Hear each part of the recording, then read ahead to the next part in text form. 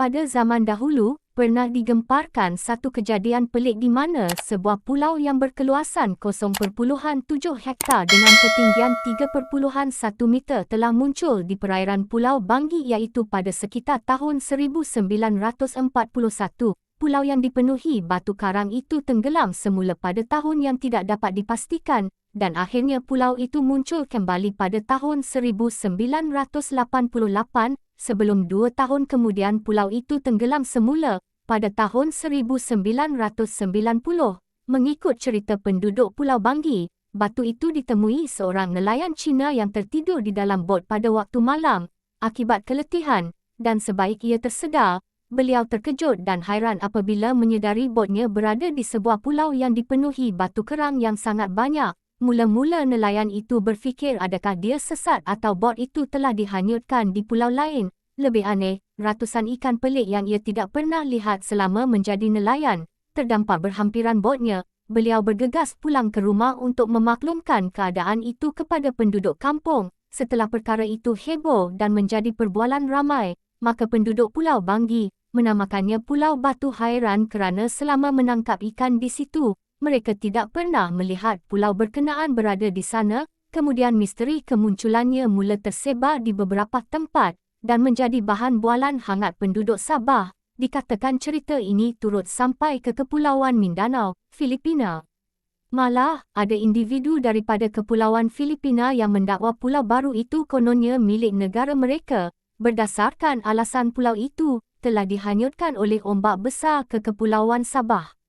Penduduk setempat dan warga Mindanao sangat taksub dengan pulau itu, sehingga menganggapnya pulau itu merupakan pembawa rezeki dan penyelamat mereka jika berlaku bencana alam seperti ombak tinggi atau taufan. Ramai yang datang ingin melihat dan ada juga yang mengambil batu yang ada di pulau tersebut sebagai kenangan. Pelbagai kajian dan teori yang dilakukan terhadap Pulau Batu Hairan, sebagai contoh. Misteri kewujudan pulau dipercayai terhasil dari terumbu karang seluas 0.7 hektar dan berketinggian 3.1 meter itu. Selain itu, menerusi satu kajian yang dilakukan, para penyelidik menyatakan kewujudannya dikatakan berpunca dari letupan gunung berapi yang berlaku di dasar laut. Berikutan kedudukannya berhampiran dengan Mindanao di Filipina. Namun ada juga yang menyatakan pembentukan pulau tersebut sebenarnya disebabkan oleh letusan volkano lumpur di dasar laut. Fenomena ini terjadi kerana banyak kawasan daratan dan laut di Sabah masih lagi aktif mengalami mampatan tektonik. Perkara tersebut disahkan oleh Profesor Joseph.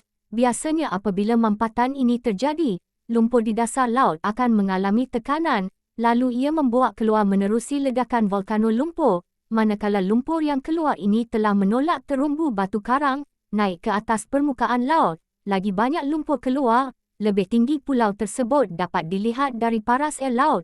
Proses inilah yang sebenarnya terjadi pada Pulau Batu Hairan. Berdasarkan pada kepercayaan itu, ahli geologi percaya Pulau Batu Hairan ini akan timbul semula di lokasi berkenaan suatu masa nanti, namun bila waktu dan masa pulau itu akan timbul semula tidak dapat dipastikan. Kewujudan Pulau Batu Hairan berbeza dengan pulau lain di Sabah. Sebagai salah satu contoh, Pulau Tiga yang berada di Sabah mempunyai sejarah geologi tersendiri dan timbul dari dasar laut berikutan gempa bumi suatu ketika dahulu. Keadaan itu berbeza dengan Pulau Batu Hairan kerana kemunculannya hanya tiba-tiba dan selepas itu tenggelam semula, sedangkan Pulau Batu Tiga wujud sehingga sekarang, serta menjadi aset sektor pelancongan Sabah.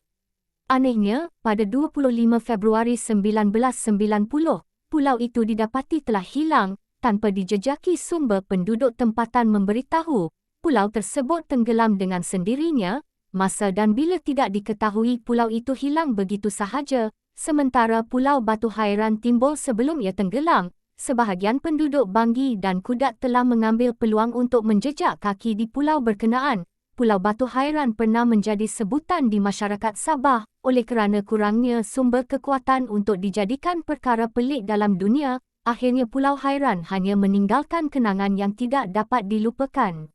Bagaimana? Jika anda suka dengan video ini, jangan lupa like, share, dan subscribe channel Yoku Iti JVH Momohun Rumus, supaya anda dapat mengikuti perkembangan video yang seterusnya kami kongsikan.